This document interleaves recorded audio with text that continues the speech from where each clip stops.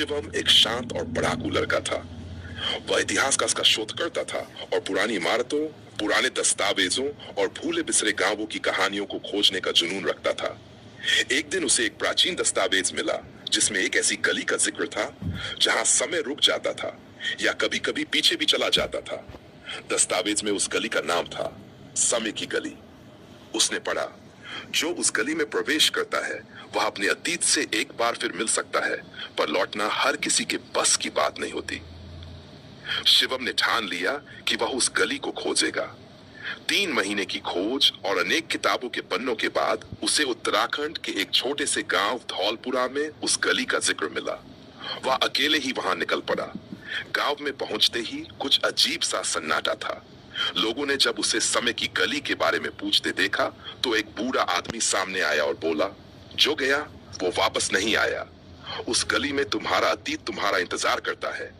तय कर लो कि क्या तुम उससे दोबारा मिलना चाहते हो। शिवम ने सिर हिलाया और गली की ओर चल पड़ा।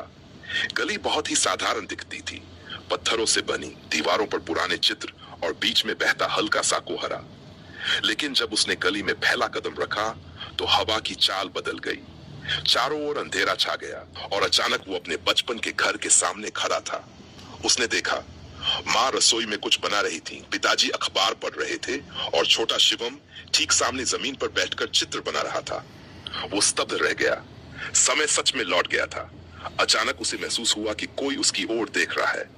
उसने मुड़कर देखा, एक बूढ़ा व्यक्ति जो हूबहू उसी जैसा दिखता था। उस व्यक्ति ने कहा, तुम मेरे अतीत को बदलना चाहते हो, लेकिन हर बदलाव की एक कीमत होती है। शिवम समझ नहीं पाया। उसने आगे बढ़कर माँ से बात करने की कोशिश की, पर माँ उसे देख ही नहीं सकी। वह बस हवा में था, एक साया।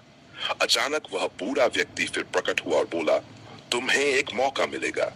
या तो तुम अपने किसी एक पछतावे को बदल सकते हो या फिर हमेशा के लिए यहीं अटक जाओगे। शिवम के आंसू निकल आए। उसे याद आया, जब वह 35 साल का था, उसकी एक गलती के कारण उसके छोटे भाई की जान चली गई थी। वह पछतावा उसके साथ हर दिन रहता था। क्या मैं वो दिन बदल सकता हूँ? उसने पूछा। बूढ़ा मुस्कुराया और बोला, कोशिश कर सकते हो, पर याद रखो, हर बदला हुआ पल तुम्हारे भविष्य को मिटा सकता है। शिवम दौड़ता हुआ उस दिन की ओर गया। उसने समय के नियमों की परवाह किए बिना उस घटना को रोक दिया। उसका भाई बच गया। पर जब वह वापसी के लिए गली में लौटा, गली गायब हो चुकी थी। अब वह एक और समय में फंसा था, जहां उसका भाई जिंदा था, पर कोई शिवम नहीं था। उसकी जगह एक और बच्चा बड़ा हो गया था और उसकी पहचान समय में कहीं खो गई थी। अब वह हर दिन उस गली को फिर से खोजता है, कभी अपने नाम को, कभी अपने भविष्य